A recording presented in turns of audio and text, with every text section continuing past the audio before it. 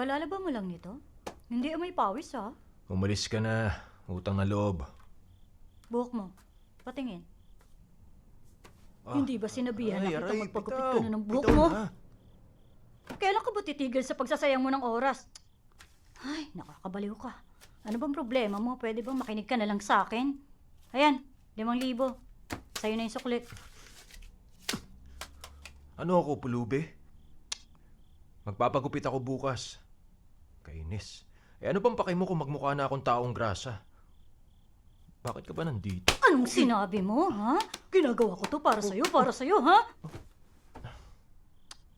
Hindi lang nagsasalita si Mama, pero sigurado nag-aalala siya.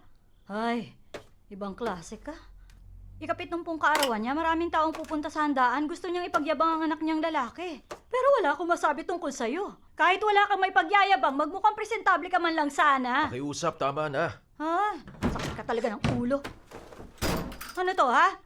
May bala ka bang magbukas ng junk shop? Kailan mo balak itapon ng mga basurang to, ha? Ibalik mo yan. Parang awa mo na. Bakit nagtatambak ka ng mga ganito sa maliit na kwartong to?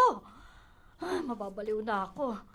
Pumili ka ng bagay na mas makabuluhan kaysa rito sa pag-akyat sa pader, ha? Sino pang sumasali sa mountain climbing? May pera ba sa pag-akyat sa bundok?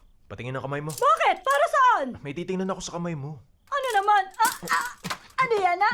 Ari ko, Lumabas ka na. Yung braso Labas. ko, Mama! Labas na. Lumabas ka na. Sabing labas na eh. Papasukan mo ako. Buksan mo to.